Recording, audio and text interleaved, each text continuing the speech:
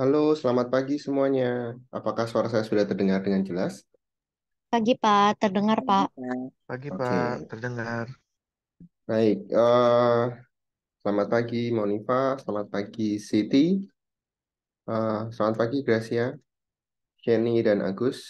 Tadi sepertinya ada Santi yang masuk, tapi kenapa dia keluar lagi ya?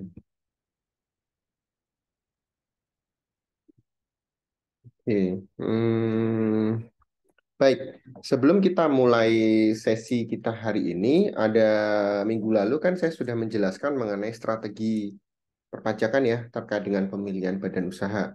Kemudian saya minta kalian untuk mengevaluasi eh, kalau kalian sebagai seorang pemilik modal gitu ya, atau kalian sebagai seorang konsultan pajaknya, jadi dari dua sisi itu kalian akan memilih jenis usaha yang seperti apa yang menurut kalian optimal. Gitu.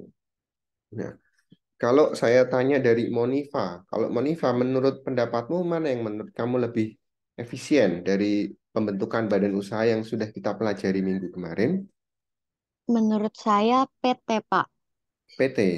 Iya, Kenapa PT? soalnya kalau PT lebih dipandang gitu kalau misalkan untuk project-project juga itu kita juga bisa ikut. Kalau sedangkan kalau badan usahanya CV ataupun perseorangan kayaknya kalau untuk ikut project-project gitu terutama yang di bidang pemerintah kayaknya nggak bakal dilihat.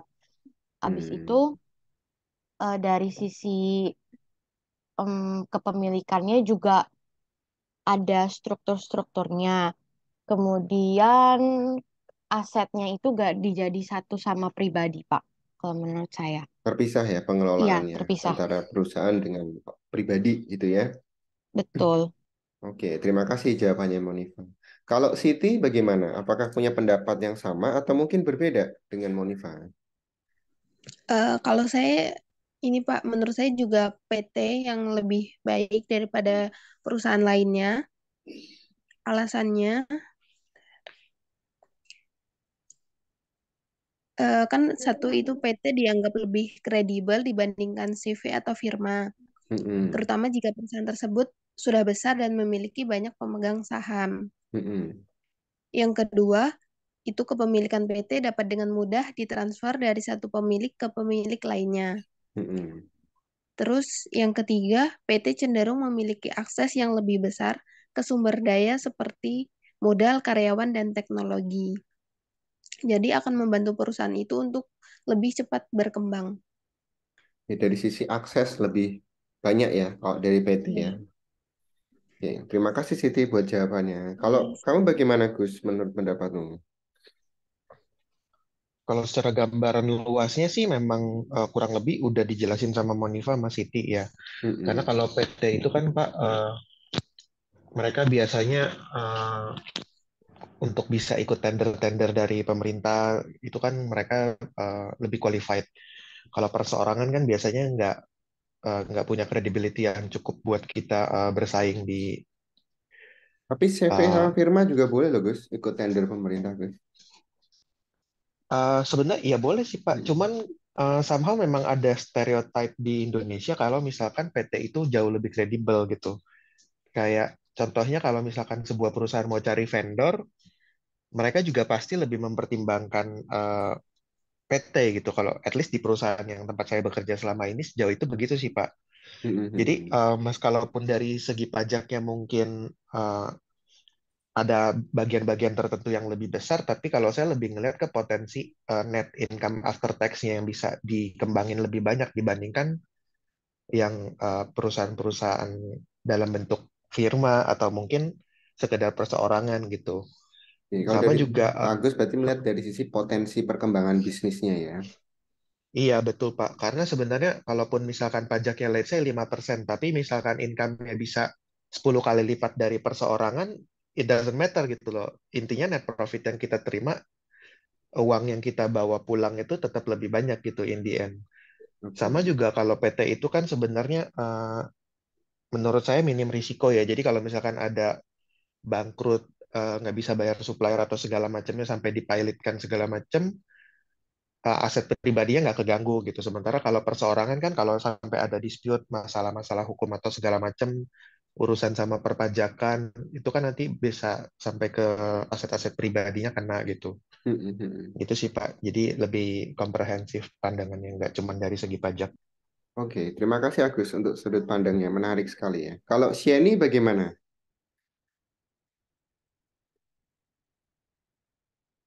Halo Sheni?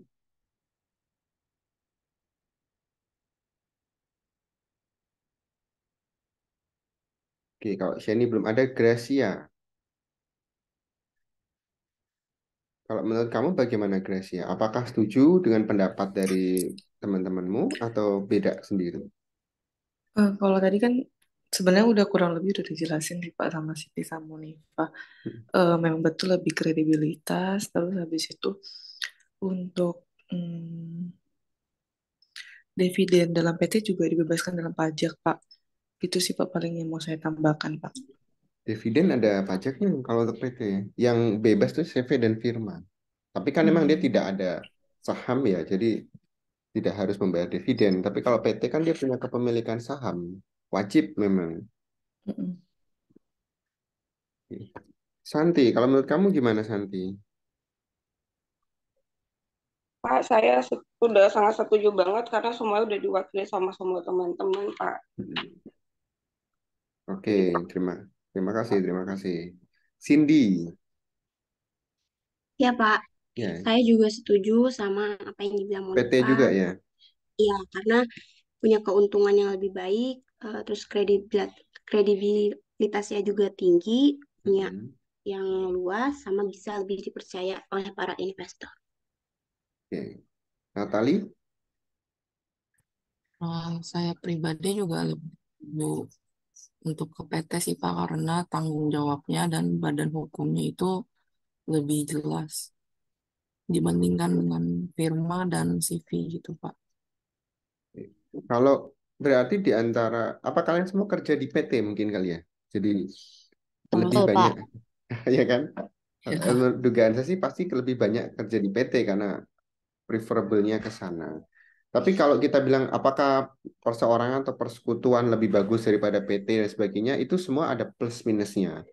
Tergantung dari sisi apa yang tadi dikatakan akses, kalau dari Siti tadi ya, kemudian masalah potensi besarnya sebuah bisnis itu yang dilihat dari sudut pandang Agus, itu memang perlu kita perhatikan. Karena kembali lagi pada dasarnya kita membuat sebuah bisnis, sebuah usaha dengan tujuan kan tidak untuk dibangkrutkan, tapi untuk terus tumbuh dan berkembang. Oleh karena itu, pengetahuan mengenai potensi, kemudian aksesibilitas keuangan, khususnya yang terkait dengan pelaporan pajak dan sebagainya, itu akan sangat membantu berkembangnya sebuah usaha tersebut. Oke, terima kasih. Itu review yang sebetulnya saya pengen tanyakan dulu kepada kalian, karena beberapa kan mungkin siapa tahu ada yang punya perbedaan pendapat gitu ya, atau punya kemampuan untuk menjelaskan yang mungkin tidak sama seperti yang lain, sehingga menurut saya ini beda loh Pak gitu, atau menurut saya harusnya enggak seperti itu, silahkan gitu ya. Baik, untuk hari ini kita akan masuk ke materi yang sedikit masuk lebih kontennya ke masalah efisiensi pajaknya. Apakah share screen sudah terlihat? Sudah, Pak. Sudah ya. Baik. Di sini kita akan belajar atau kita akan melihat bagaimana melakukan efisiensi pajak penghasilan (PPH). Ya, PPH di sini apa yang kita ambil? PPH yang akan kita kupas adalah PPH 21. Add-ons-nya 26 ya. Kenapa 21 nempel dengan 26? Karena pada dasarnya PPH 21 dan 26 itu sama-sama dipungut untuk wajib pajak orang pribadi ataupun badan. Yang satu, yang 21 itu ditujukan untuk mereka yang berada atau sebagai wajib pajak dalam negeri, sedangkan yang 26 adalah wajib pajak luar negeri. Yang membedakan PPH 21 dan 26, tahu bedanya apa? 21 sama 26?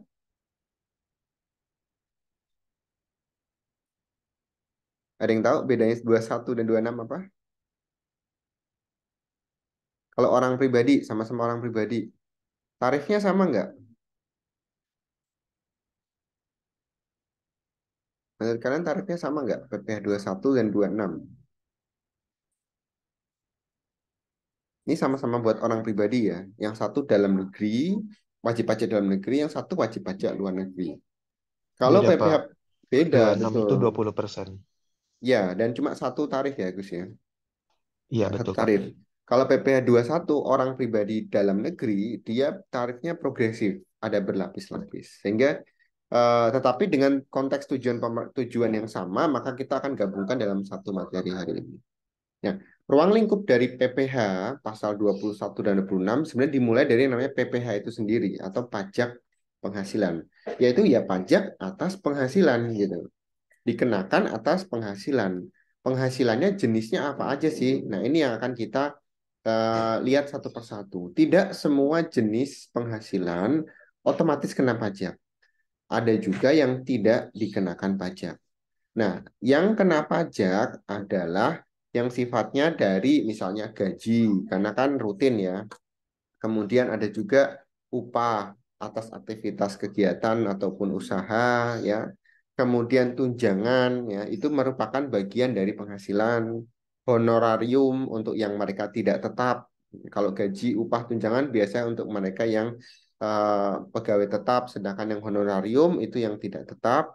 Kemudian ada juga pembayaran-pembayaran lain selama itu masih dalam satu koridor, yaitu sebagai imbalan atau penggantian atas pekerjaan, jasa yang dilakukan, atau jenis jabatan tertentu gitu ya. Diminta untuk menduduki jabatan tertentu dan mendapatkan penghasilan dari jabatan tersebut, itu juga masih masuk dalam objek pajak ya, atau yang dikenakan sebagai dasar pengenaan pajak. Dan itu semua dilakukan oleh wajib pajak orang pribadi dalam negeri, luar negeri, maupun yang dalam bentuk BUT atau bentuk usaha tetap.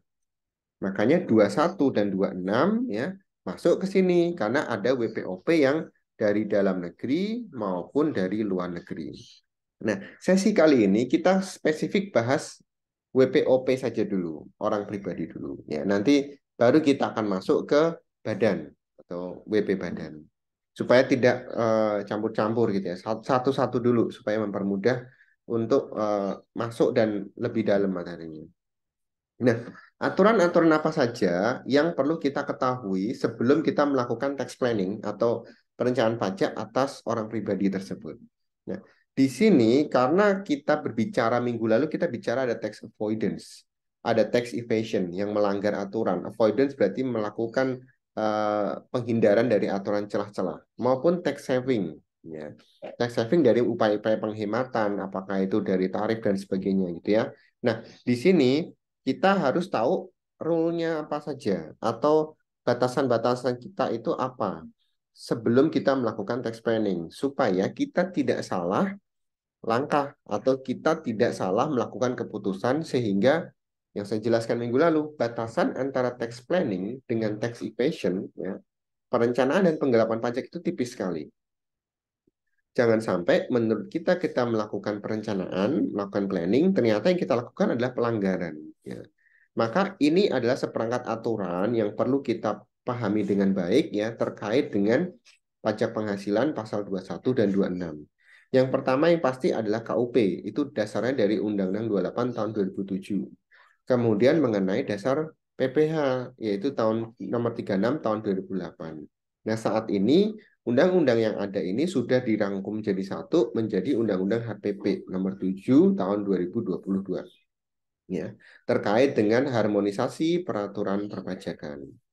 Semua dikombinasikan di undang-undang yang terbaru. Jadi ketika ada undang-undang yang baru, dia sifatnya bisa mengganti, ada keterangannya, mengganti undang-undang beberapa, ada juga menambahkan, bahkan memodifikasi aturan-aturan tertentu. Selain itu, ada juga aturan-aturan yang sifatnya teknis. Kalau undang-undang sekali ditetapkan, dia kan berlakunya surutnya. Tapi kalau peraturan menteri atau peraturan perpajakan ya per dirjen pajak gitu, ini sifatnya untuk yang teknis biasanya, bukan yang konsep utamanya atau konsep dasarnya. Nah, yang teknis apa? Di sini kita bisa lihat ada PMK 250 ya tentang besaran biaya jabatan dan uang pensiunan. Ya. Kemudian ada juga PMK 252 mengenai pemotongan PPh. Ada juga PMK mengenai 254 ya tentang PPh untuk pegawai harian, pegawai lepas dan seterusnya. Dan yang terakhir adalah aturan petunjuk teknis untuk pemotongan PPh sesuai dengan upgrade PTKP terbaru. Nah, saat ini PTKP kita memang belum dilakukan upgrade ulang. Tetapi untuk tarif, ya, kemudian besaran besaran range untuk pemotongan tarif itu sudah dilakukan perubahan di Undang-Undang HPP. Nah, ini perlu kita menjadi acuan dasar atau kerangka dasar ketika mau melakukan perencanaan pajak terkait dengan penghasilan. Oke. Nah, pemotongan PPh pasal 21 itu diamanatkan di dalam aturan Direktorat Jenderal Pajak atau PRDJP tahun 2012. Siapa saja yang boleh memotong PPh tersebut? Ini 21 ya untuk orang dalam negeri. Yang pertama adalah pemberi kerjanya atau tempat kerjanya. Siapapun yang ditugaskan untuk memotong gaji karyawan adalah mereka yang berada dalam satu tempat kerja yang sama. Itu yang diizinkan. Lebih dari itu tidak diizinkan ya. Ini sesuai dengan ketentuan dari undang-undangnya. Yang kedua, bisa juga dari bendaharawan pemerintah. Bisa dari Kementerian Keuangan, dari Direktorat Jenderal Pajak, atau fiskus yang lain yang ditugaskan untuk atau yang berkenaan dengan kebutuhan dari Kementerian Keuangan untuk memotong PPh tersebut. Yang ketiga, siapa lagi yang berhak memotong adalah penyelenggara dana pensiun. Ya. Karena iuran pensiun tidak dikenakan pajak pada saat kalian melakukan pembayaran preminya, dia dikenakan pajak pada saat kalian ambil uang pensiun tersebut. Ya. Kenapa dikenakan pajak? Kan konsepnya uang pensiun itu kan ditabung dulu ya. Dipakai pada saat memasuki dana pensiun atau memasuki masa pensiun. Sehingga pada saat kalian masa pensiun tidak mendapatkan penghasilan tetap dari tempat kerja, penghasilannya adalah dari uang pensiun tersebut. Sehingga yang diambil dari dana pensiun itu juga akan dikenakan pemotongan pajak. Karena dianggap sebagai penghasilan bagi para pensiun atau yang purna kerja. Oke. Kemudian selain dari pihak-pihak yang disebutkan tadi, masih juga terbuka kesempatan untuk orang pribadi yang melakukan kegiatan usaha atau menyelenggarakan kegiatan usaha dalam bentuk event ataupun kegiatan-kegiatan lain yang sifatnya di situ ada sewa, kemudian ada peminjaman dan seterusnya. Contoh misalnya ada Pekan Raya Jakarta, misalnya ada PRJ. Kemudian kalian mau sewa stand di situ, bayarnya misalnya 50 juta misalnya gitu. Berarti uang sewa tersebut akan dikenakan PPh. Siapa yang berhak menarik? Ya penyelenggara kegiatan tersebut gitu ya. Bisa dari pemerintah, bisa dari orang pribadi gitu kan. Kalau misalnya PRJ biasa dari pemerintah DKI. Tapi kalau misalkan saya bikin event tertentu, misalkan acara kegiatan fun walk gitu ya, atau fun fair gitu kan, spirit run dan sebagainya. Nah, si pembuat kegiatan usaha tersebut itu berhak melakukan pemotongan PPh ya, atas kegiatan atau event yang sedang dilakukan oleh mereka. Tuh. Jelas ya di sini ya. Ada berbagai macam pihak yang berhak atau boleh dinyatakan sebagai pemotong PPh. Nah, berikutnya adalah yang bukan pemberi kerja itu juga bisa melakukan pemotongan PPh. Ya, jadi bukan pemberi kerjanya. Siapa saja mereka? Yaitu kantor perwakilan negara asing. Jika di situ ada warga negara asing yang lebih dari 183 hari tinggal di Indonesia, itu kan statusnya jadi wajib pajak dalam negeri. Dia berubah ya, bergeser dari luar negeri menjadi dalam negeri. Maka yang berhak memotong pajaknya tetap dari kantor perwakilan negara asing. Karena dia masih bekerja di tempat tersebut. Yang kedua adalah organisasi internasional yang berdiri dengan seizin Kementerian Keuangan. Ya, seizin Kementerian Keuangan. Tapi kalau tidak ada izinnya, maka organisasi tersebut tidak berhak melakukan pemotongan PPh. Oke. Siapa lagi yang boleh melakukan pemotongan PPh selain si pemberi kerja, yaitu adalah orang pribadi yang sedang tidak melakukan usaha, tetapi ditugaskan untuk melakukan pemotongan PPh. Contohnya apa? Karyawan magang di bagian pajak, di bagian accounting, ya. Mereka boleh melakukan pemotongan PPh kepada karyawan sekalipun mereka bukan pemberi kerjanya. Jadi ditugaskan atas perintah gitu. Ini juga menjadi bagian yang perlu kita pahami bahwa pemotongan PPh tidak hanya melulu ya dari orang-orang yang sudah disebutkan tadi ya, di pemberi kerja, bendaharawan, perdana pensiun dan seterusnya, tapi ada juga pihak-pihak lain yang juga bukan pemberi kerja tetapi masih diizinkan. Nah, apa yang dipotong dari pajak penghasilan? Kita perlu lihat subjeknya. Subjeknya apa? Ya. Yang pertama adalah pegawai. Pegawai ini adalah termasuk pegawai yang menerima uang pesangon ataupun manfaat pensiun. Itu sudah pasti akan dipotong atau menjadi subjek pemotongan PPh. Jika dia pegawai. Kalau yang bukan pegawai bagaimana? Tetap bisa mendapatkan subjek pemotongan pajak selama dia mendapat penghasilan. Kalau tidak mendapat penghasilan berarti tidak wajib. Ya. Contohnya siapa? Misalnya kalian sebagai mahasiswa sudah mendaftarkan nomor pokok wajib pajak. Kalian udah punya nih gitu. Tapi kalian sudah tidak bekerja lagi, kalian bukan pegawai. Jadi selama menyelesaikan studi, kalian fokus sekolah doang, tadinya kerja, sekarang udah nggak kerja. Maka pada saat kalian tidak bekerja itu, status kalian bukan pegawai dan tidak mendapat penghasilan. Oleh karena itu, tidak mendapatkan subjek pemotongan pajak. Ya. Yang ketiga adalah mereka yang duduk di posisi dewan. Ya. Dewan di sini adalah di korporasi ya, misalnya dewan komisaris, dewan pengawas, yang sebetulnya nggak ada sih keterlibatan langsung dengan kegiatan bisnis, proses usahanya itu nggak ada. Tetapi dia mendapatkan penghasilan. Duduk sebagai dewan komisaris mendapatkan gaji.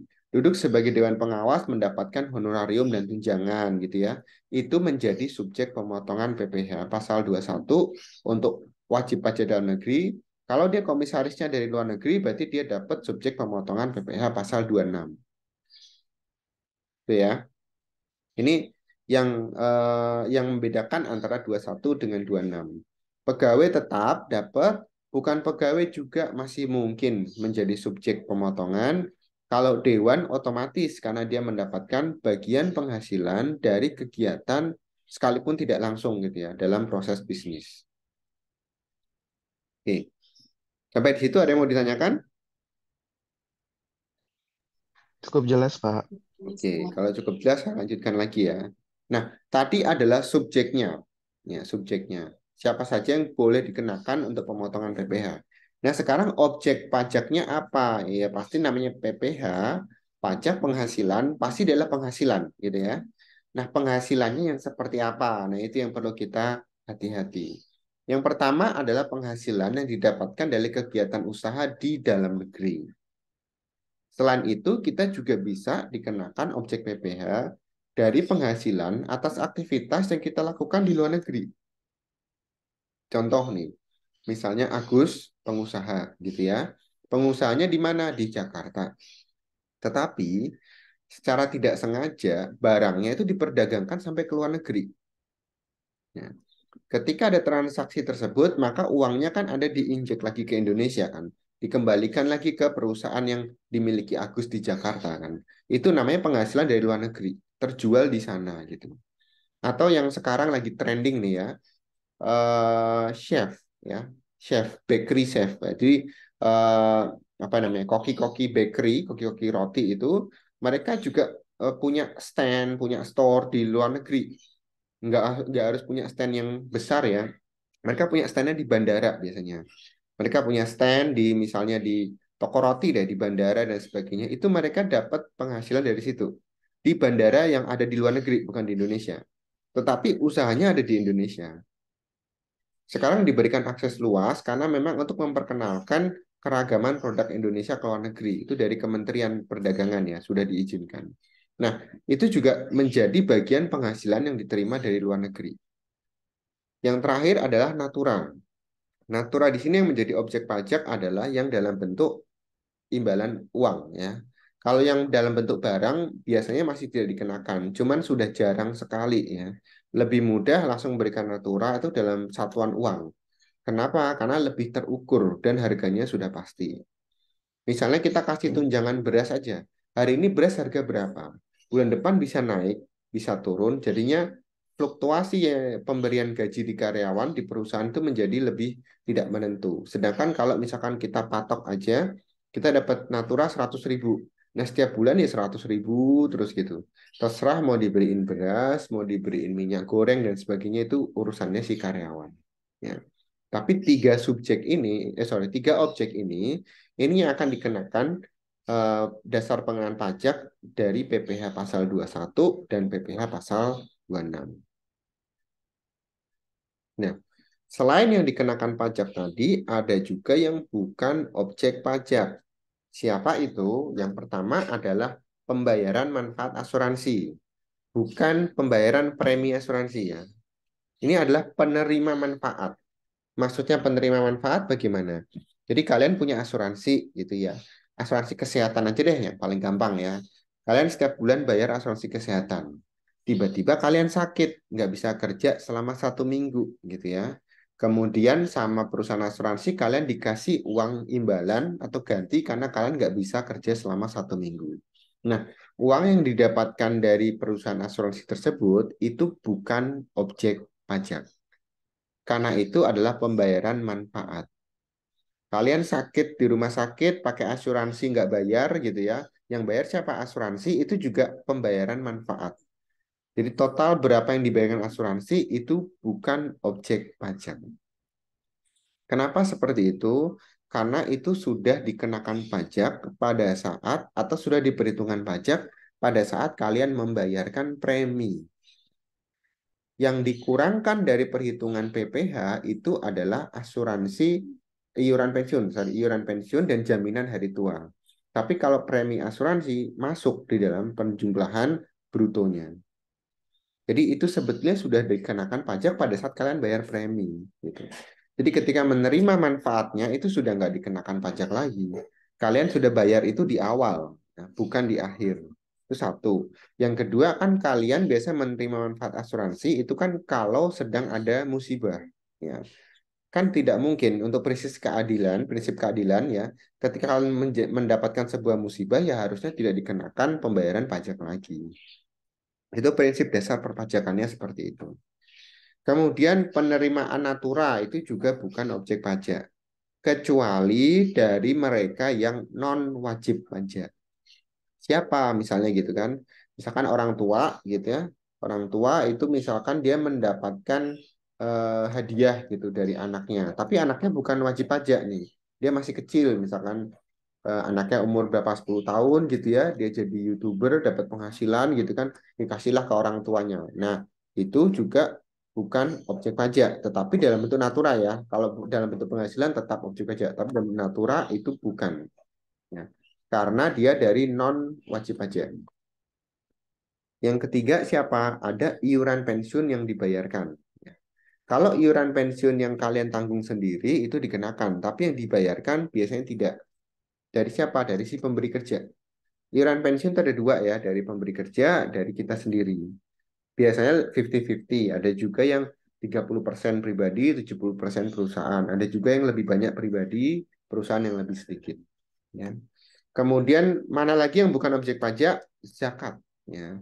Zakat yang diterima atau yang dibagikan kepada mereka yang memang layak mendapatkannya. Itu bukan objek pajak. Sekalipun itu menjadi tambahan penghasilan, tambahan pendapatan ataupun tambahan akses yang diberikan kepada si wajib pajak. Yang kelima adalah beasiswa. Ya.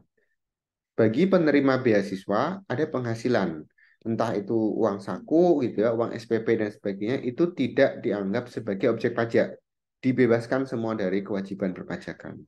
Dan yang terakhir adalah yang pajak yang ditanggung oleh si pemberi kerja. Jadi kalian dapat pajak nih, tetapi yang bayar bukan kalian sendiri. PPh 21-nya ditanggung oleh kantor gitu. Jadi terimanya netnya segitu. Misalnya perjanjian kerjanya mau digaji 10 juta misalnya seperti itu. Nah, 10 juta itu sudah bebas dari pajak. Yang nanggung pajaknya siapa? Si perusahaannya. Itu juga bukan objek pajak karena ada keterkaitan dengan peraturan ketenagakerjaan. Oke. Mudah-mudahan ini bisa menjadi perhatian ya, karena Kalau masuk ke dalam area-area ini kalian masih kenakan pajak, berarti ada yang salah ya dengan ketentuan yang kalian baca gitu. Karena di ketentuan Undang-Undang PPH ini semua bukan objek pajak. Untuk pemotongan PPh pasal 21 bagaimana? Selama ini kita mengenal 3 metode ini. Ada yang gross, ada yang net, sama yang gross up. Kalau net itu sudah jarang sekali sekarang. Karena PPh-nya ditanggung pemberi kerja. Sudah jarang. Ada masih, tapi tidak banyak. Biasanya untuk mereka yang penghasilannya masih kecil. Tapi kalau penghasilannya sudah tinggi, perusahaan ya rugi kalau nanggung PPh-nya si karyawan. Tanggung aja sendiri gitu ya. Bisa pakai metode gross ataupun gross up sebetulnya. Nah, bedanya gross sama gross up apa? Kalau gross up, PPh 21-nya itu diberikan dalam bentuk tunjangan. Jadi gajinya, gaji plus tunjangan PPh. Gaji plus tunjangan PPh.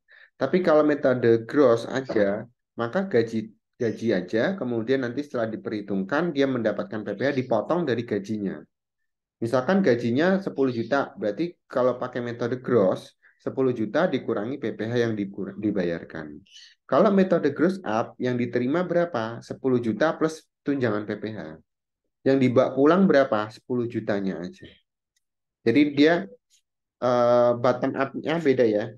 Bottom line terakhirnya beda. Kalau gross up itu adalah berapa yang didapat dikurangi PPh. Sorry, yang gross ya. Berapa yang didapatkan dikurangi PPh. Kalau yang gross up, yang didapatkan itu berapa ya sudah segitu. PPh-nya sudah dalam bentuk tunjangan. Nah, saya punya contoh di sini, tapi nanti kita masih pakai aturan yang 2021 ya, tarif yang lama ya. Tarif yang baru nanti kita bisa menyesuaikan. Bisa dihitung kok pakai kalkulator pajak gitu ya. Statusnya adalah dia punya NPWP atau wajib pajak orang pribadi. Dia sudah menikah ya, statusnya K, tanggungannya kita ambil yang paling maksimal 3 ya. Berarti dia K3 gitu ya. Kita coba pakai metode non gross up. Ini yang gross biasa ya. Yang gross biasa. Kalau dia punya gaji 100 juta per tahun, itu akan dikurangi biaya jabatan, kemudian didapat neto sekalian, dikurangi PTKP, kemudian dia dapat PPh setahun, 1,1 juta. Ini PPh setahunnya.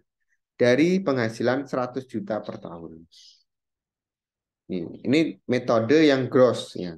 Kalau metode gross up beda ya. PPh-nya jadi 1,2. Kenapa 1,2? Karena di sini penghasilan brutonya adalah gaji 100 tahun, 100 juta ditambah tunjangan PPh-nya. Nah, perhatikan di sini. Yang menjadi perhatian kita adalah besaran tunjangan yang diberikan kepada karyawan di sini nilainya akan sama dengan PPh yang harus disetorkan. Ini di sini ya.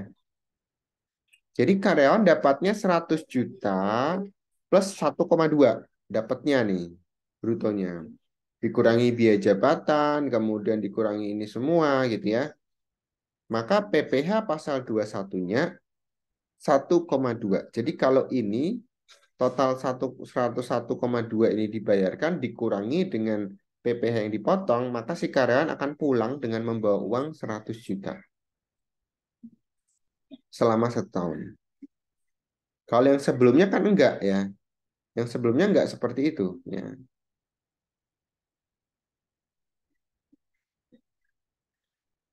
Kalau yang sebelumnya kan begini nih. Nah, sebelumnya dia 100 juta. 100 juta nanti dikurangi 1150. Jadi sekitar 98,81 berapa gitu ya. Jadi nggak nyampe 100 juta. Sedangkan di metode gross up, ya, dia akan pulang tetap dengan bawa uang 100 juta. Karena tunjangan yang diberikan tadi itu sama nilainya dengan yang dipotongkan untuk PPh tahun tersebut. Jelas ya perbedaan antara gross dengan gross up. Nah, di perusahaan kalian, di kantor tempat kerja kalian itu pakai yang mana, nanti kalian bisa lihat sendiri. Ya. Lihat aja dari struktur gaji kalian, kemudian berapa yang dipotong PPh-nya, apakah mengikuti metode gross up ataupun gross, nanti akan kelihatan. Yang pasti kalau net sudah jarang ya. Jadi PPh ditanggung karyawan itu jarang sekali, kecuali pegawai negeri masih ada, swasta juga ada, tapi nggak banyak. Tuh. Oke. Antara gross dengan gross up, ada yang mau ditanyakan sebelum saya bergeser ke DPP? Ada? Sudah cukup jelas, Pak. Terima Cukup kasih. jelas? Oke.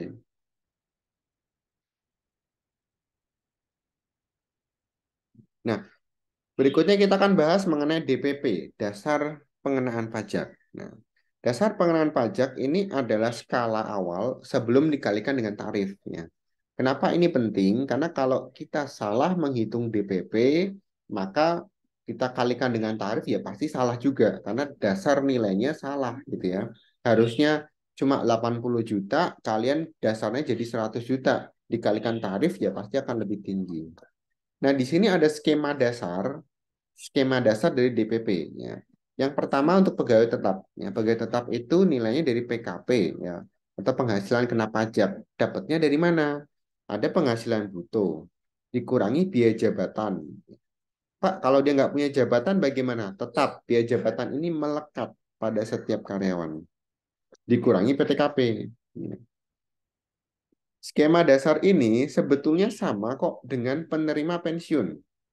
Bedanya apa?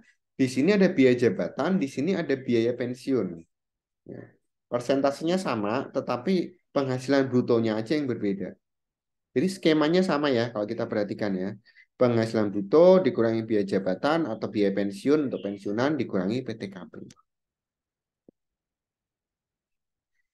Yang berbeda itu siapa? Yang berbeda adalah yang dua di bawahnya. Kalau dia pegawai tidak tetap sama yang bukan pegawai. Kalau ini yang lepasan ya, kalau tidak tetap itu dia punya ikatan kontrak, ikatan terbatas gitu ya, hanya sampai periode tertentu. Ya itu bagaimana cara menghitung DPP-nya? Penghasilan bruto langsung kita kurangi dengan PTKP. Tidak ada biaya jabatan ya, karena dia bukan pegawai tetap. Sama kan skemanya sebetulnya, cuman yang dicopot apa sih? Biaya jabatan atau biaya pensiun. Ini bedanya adalah ini pegawai tetap, kalau ini dia tetap pensiun gitu ya. Sedangkan ini adalah penghasilan untuk pegawai yang tidak tetap. Ya. Mungkin dia punya aktivitas di tempat yang lain. Jadi biaya jabatannya ngikut di tempat dia menjadi pegawai tetap. Mungkin nggak seperti ini, mungkin sekali. Karena misalnya ada misalkan karyawan A, pagi dia pekerja tetap di PT tertentu. Nanti sore dia punya kegiatan lain ya, atau bisnis lain di tempat kerja yang baru, tetapi dia bukan pegawai tetapnya. Itu bisa. Jadi perhitungannya seperti itu. PTKP tetap dimanfaatkan sebagai pengurang ya, untuk perhitungan DPP. Nah, kalau bukan pegawai bagaimana? Yang cuman in charge, lepasan, mungkin cuma 1 hari, 2 hari. Ya sebetulnya skemanya sama. Penghasilan bruto, dia nggak punya jabatan ya, karena bukan pegawai tetap, jadi tidak ada, dikurangi PTKP. Bedanya adalah kalau pegawai tidak tetap punya periode waktu, pekan pegawai itu periodenya nggak jelas. Jadi mungkin saya dipekerjakan untuk 5 hari aja. Jadi PTKP-nya adalah PTKP 1 minggu. Kalau saya kerjanya misalnya 2 bulan, ya PTKP-nya PTKP 2 bulan. Gitu. Ada juga perbedaan antara tidak tetap dengan bukan pegawai. Tidak tetap dibayarnya per bulan biasanya sama. Tapi kalau yang bukan pegawai, ada yang dibayarnya per hari, per minggu, atau bahkan per proyek selesai. Jadi PTKP-nya nanti dikumpulin di situ. Jadi ini masing-masing perbedaan treatment ya antara si pegawai tetap, pensiun, tidak tetap, dan bukan pegawai. Jelas nggak di sini perbedaannya? Jelas, Pak. Oke. Nah, untuk PTKP sendiri, ya PTKP sendiri saat ini sih belum ada perubahan ya dari tahun 2016. Seharusnya sesuai dengan ketentuan undang-undang, PTKP itu akan dievaluasi, bukan dirubah ya, dievaluasi setiap 2 tahun sekali. Jadi 2018, 2020, 2022 itu harusnya ada evaluasi PTKP. Tetapi memang setiap evaluasi belum tentu ada perubahan. Ya.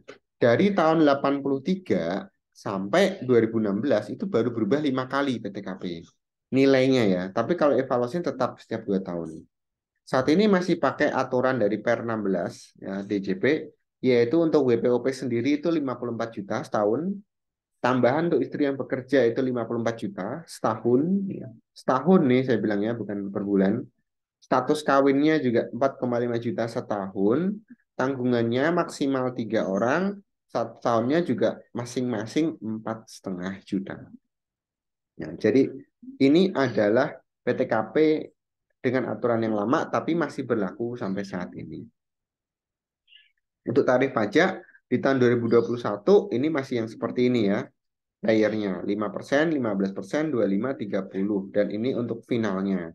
Tapi untuk yang sekarang berbeda. Nanti saya akan evaluasi lagi untuk tarif yang baru ya. Di di sesi yang berikutnya terkait dengan orang pribadi atau kalau kita melakukan tax planning di tahun 2022 kita pakai tarif yang mana? Kita akan menggunakan tarif yang baru. Oke. Nah, berikut adalah contoh-contoh pilihan strategi efisiensi yang bisa dilakukan untuk PPh 21 di lingkup perusahaan. Lingkup perusahaan. Jadi ini sekaligus mengakhiri atau menutup dari sesi kita pagi hari ini. Nanti di dalam sesi ini atau di dalam contoh ini silahkan kalian nanti diskusikan. Nanti minggu depan kita akan coba bahas kembali ya. Saya kirimkan dulu deh materinya, takutnya saya kelupaan. Saya kirim di chat room nggak apa-apa ya materinya ya. Oke, Pak. Baik, Oke, Pak. Pak. Baik, Pak.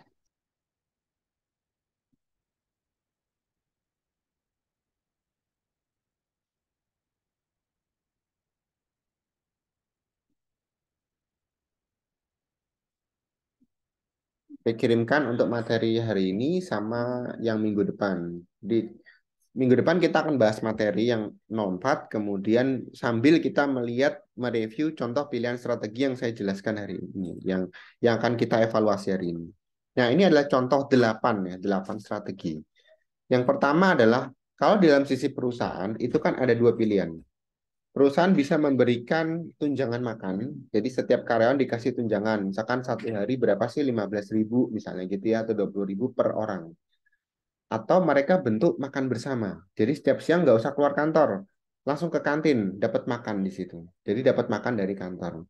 Ini ada plus minusnya, nanti ini jadi bahan diskusi loh, buat kalian. Boleh lakukan diskusinya secara berkelompok, silakan, tapi nanti minggu depan saya akan coba tanya satu persatu ya.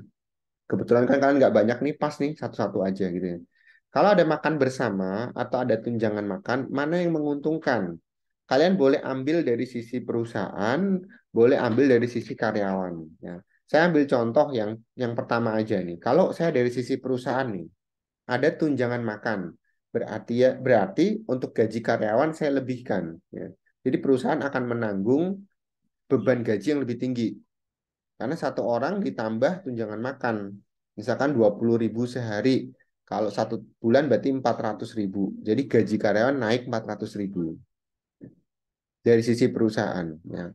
Dari sisi karyawan, kerugiannya apa? Gitu. Keuntungannya adalah mereka dapat tambahan gaji. Pasti ya dapat tambahan gaji dari uang makan. Keuntungan yang berikutnya apa? Kalau misalkan sekali makan 20.000, mereka bisa milih. Kalau mau menghemat ya makannya nggak nyampe 20.000 supaya itu ada saving dari gaji.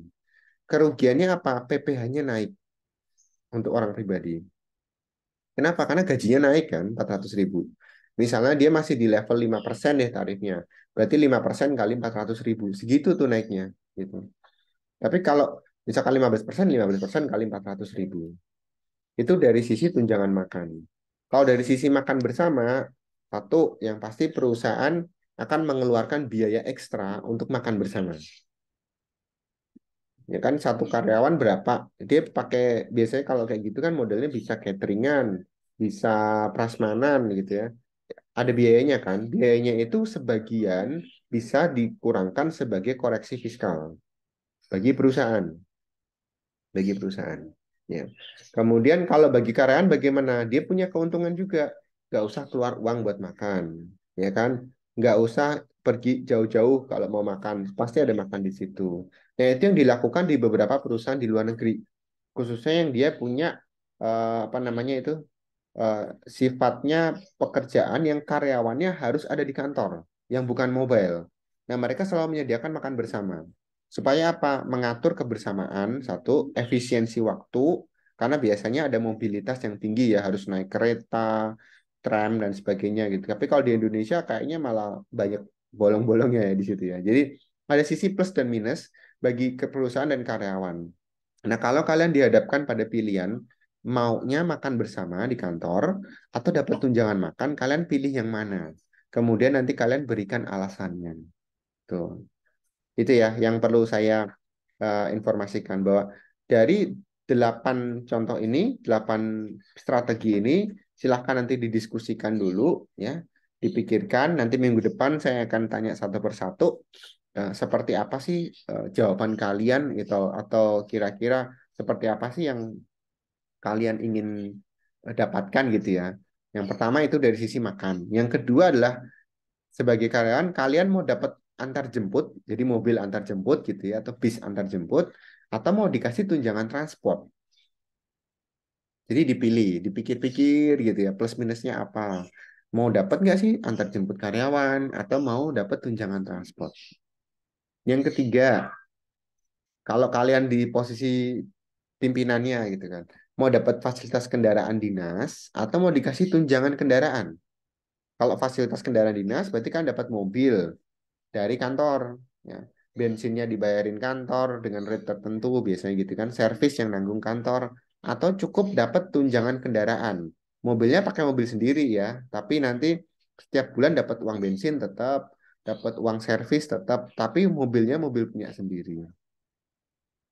Kemudian fasilitas dapat handphone dinas, atau mau cukup dikasih tunjangan handphone atau tunjangan komunikasi, misalkan 150.000 per bulan untuk pulsa, atau dapat handphone khusus dari kantor.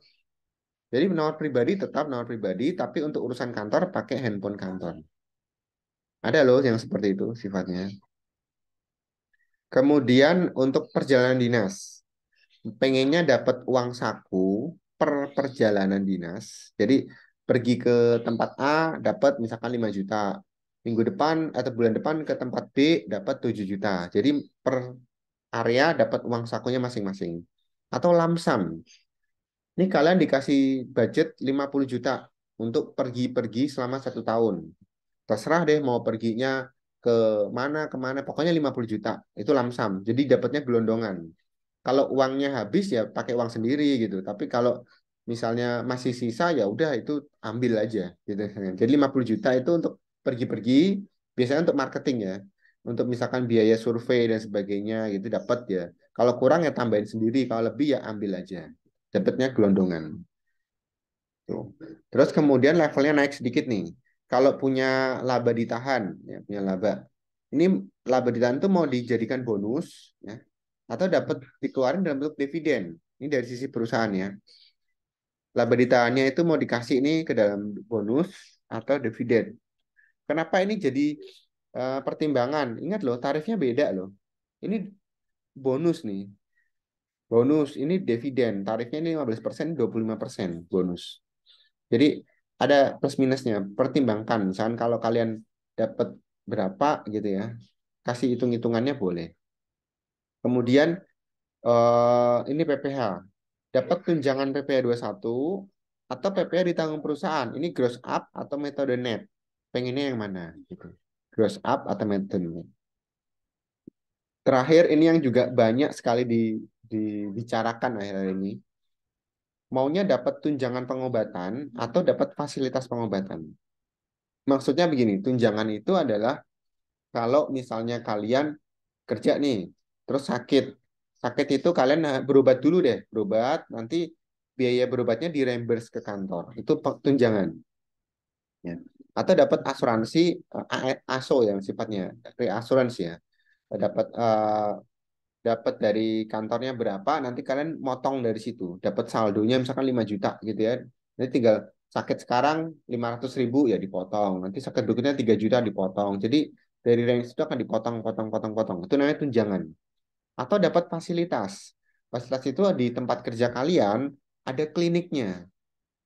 Atau ada dokter jaganya. Jadi kalau sakit, nggak usah ke klinik yang lain, langsung ke kantor. Gitu, ke perusahaan. Ini juga dibutuhkan sekarang, apalagi mereka yang sifatnya ada kan perusahaan yang dia lokasinya itu jauh dari mana-mana. Misalkan pabrik kayu, kan bisa di dekat area hutan ya, nggak di dekat area warga biasanya. Daripada dia berobat ke tempat warga jauh, dia bikin fasilitas pengobatan di situ. Ada dokter jaganya, ada ibaratnya puskesmasnya gitu ya. Nah, kalau kalian disuruh milih sebagai karyawan, kalian pengen dapat tunjangan pengobatan atau pengen diberikan fasilitas pengobatan dari kantor. Itu ada di slide yang terakhir ya. Jadi nanti silahkan didiskusikan dengan teman-teman atau mau mau dengan argumentasi sendiri juga boleh.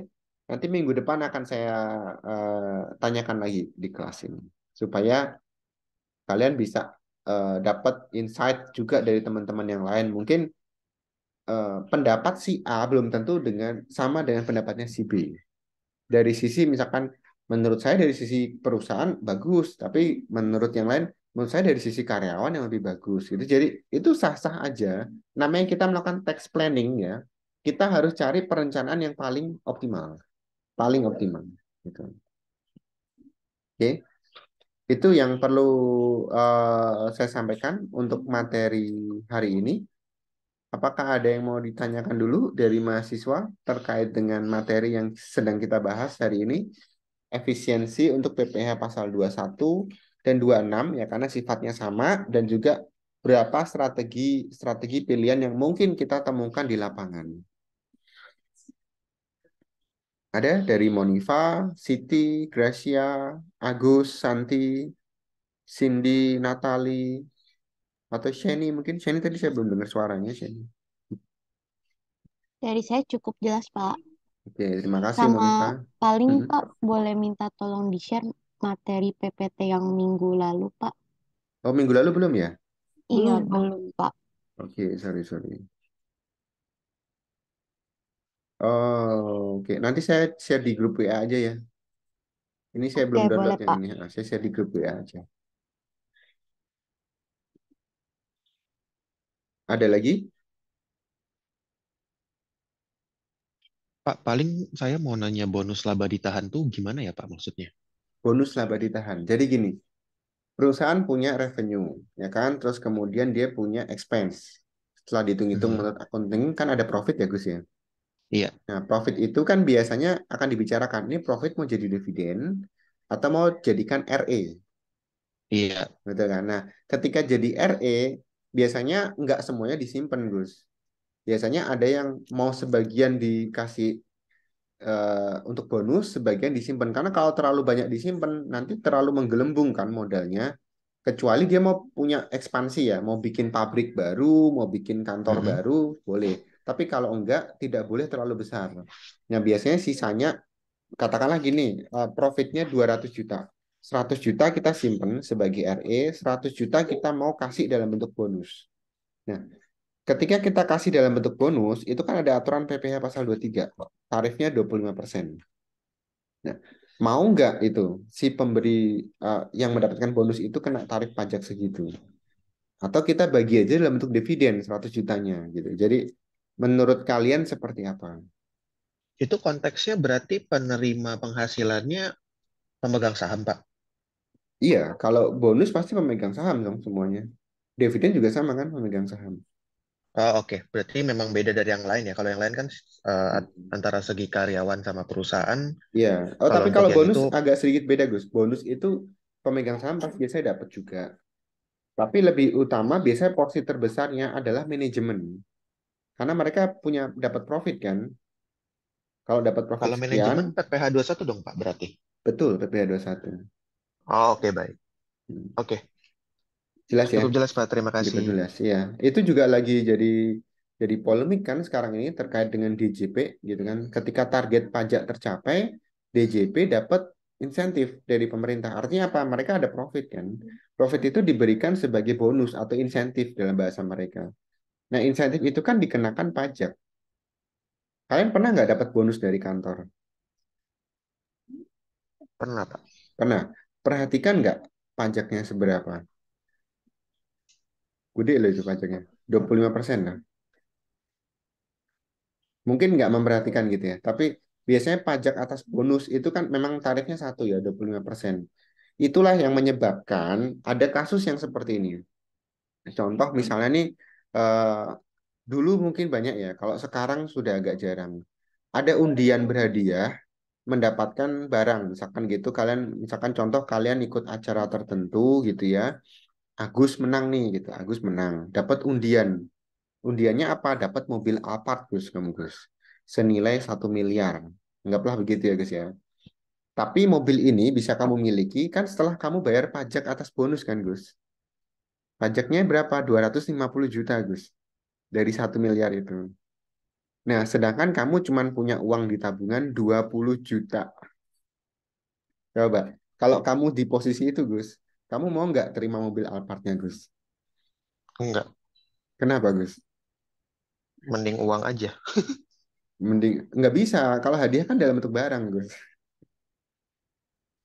Kamu dapat mobil nih Gus, Alphard loh Gus, gitu. Tapi kamu harus bayar pajak 250 juta, sedangkan duit kamu cuma 20 juta. Oh, kalau gitu ya mesti cari orang yang mau nebus bawah 1 M tapi bisa bayarin pajaknya sih, Pak. Nah, sekarang pinter perusahaan itu selalu menyatakan bahwa barang hadiah itu tidak boleh diperjualbelikan, Gus. Ya nasib sih, Pak, kalau udah kayak gitu. Jadi pilihannya adalah ambil atau enggak gitu ya. Kalau kalau dulu kan enggak. Jadi kita terima hadiahnya, kita jual mobilnya. Misalkan Alphardnya saya jual murah deh, misalkan 600 gitu ya. Bayar pajaknya, sisanya beliin mobil baru lagi yang lebih kecil gitu. Tapi kalau sekarang nggak bisa seperti itu. Ini pajak atas bonus kan memang tetap ya 25%. Itu contohnya seperti itu, Gus. Jadi kalian nggak punya pilihan yang banyak ya untuk bonus itu. Tapi kalau untuk contoh ini tadi, kalau dividen itu pasti untuk pemegang saham. Direksi nggak dapat dong dividen. Tapi kalau bonus, direksi bisa dapat, direktur bisa dapat, manajer dapat, staff bisa dapat juga. Tapi kalau untuk pemilik perusahaan, dia mungkin bisa dapat, tapi persentasenya lebih kecil ya, karena kinerja kan. Gitu. Jadi kalau dividen fokusnya ke pemegang saham, tapi kalau untuk yang laba ya fokusnya atau misalkan bonus ya fokusnya ke yang di dalam perusahaan. Kira-kira begitu. Ada Oke, lagi baik, yang mau Pak. ditanyakan? Kalau posisi Pak Bayu dengan pertanyaan yang tadi Bapak berikan ke Agus, bagaimana Pak? Dari kalau decision apa yang akan Bapak ambil? Sekarang pilihannya tidak terima kalau saya. Tidak terima hadiahnya. Karena nggak punya resource. Buat apa kita maksain dapat mobil gitu kan. Misalkan maksain dapat mobil, tapi kita nggak punya resource untuk bayar pajaknya. Ada solusi misalkan, tapi ini solusinya jangka pendek gitu ya, misalkan. Oh, kalian pinjem ke bank hanya untuk bayar pajaknya. Masalah itu selesai pada saat itu. Dapat pinjaman buat bayar pajak, kalian dapat mobil gitu kan. Terus di tahun-tahun berikutnya bukannya pajak mobilnya juga akan tinggi ya. Artinya kan kalian juga harus save money juga ya untuk kegiatan untuk aktivitas itu. Jadi kalau lihat dari sustainnya kayaknya menurut saya sih mendingan dilepas. Kan toh itu undian bukan karena kita ngusahain loh. Itu kita ikut aja iseng-iseng dapet gitu. Itu baru dari sisi satu itu ya, pasti dari sisi satu mobil kan. Bahkan dulu yang ada yang menarik itu ya Santi ya kalau kita lihat ada acara bedah rumah, Iya bedah Pak. rumah. Nah, bedah rumah itu menurut kalian kalau kalian rumahnya dibenerin itu biayanya lebih besar daripada mobil atau bukan gitu. Itu kan juga harus ada penggantian loh untuk itu. Secara tidak sengaja. Baik Pak, thank you Pak. Oke. Ada lagi pertanyaan untuk itu?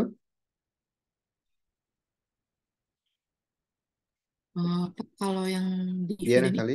itu pajaknya apakah lebih besar daripada yang undian atau lebih kecil ya, Pak? Apanya? Tarif pajaknya? Iya. Kalau dividen kan 15%, kalau bonus 25%. Undian bonus semua kan 25%. Sama. Berarti tinggal tergantung target kitanya ya, Pak. Apakah mau ke pemegang saham atau ke Mm-mm. direksi perusahaan. Iya, makanya kan saya minta kalian untuk mendiskusikan. Kalian boleh ambil sudut pandang dari mana aja.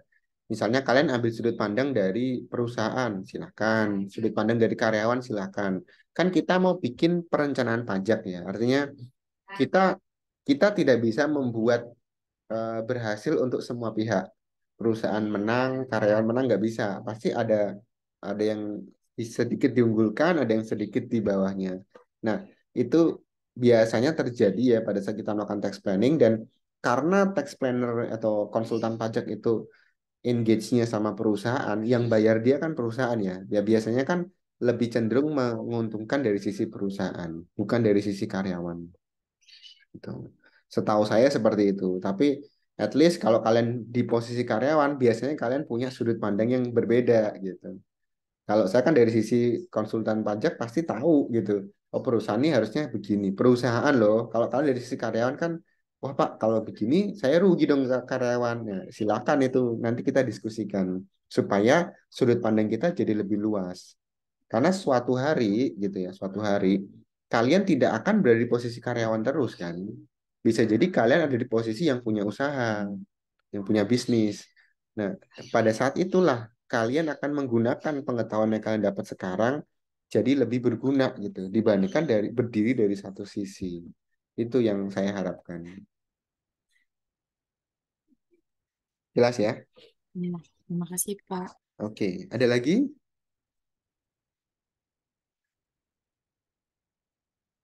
Ya lagi, oke. Baik, kalau tidak ada, sebelum kita akhiri sesi kita pagi hari ini, saya minta tolong untuk ketik namanya di chat room ya, untuk saya bisa sambil record kehadirannya nanti. Ketik aja hadir gitu aja, nanti supaya saya bisa dapat siapa aja yang datang hari ini. Sekalipun saya sudah checklist, cuman takutnya ada catatan saya suka kelewat gitu ya, atau saya lupa masukin, nanti saya bisa upgrade di sini. Oke, tujuh orang sudah datang ya. Tujuh apa 8 ya?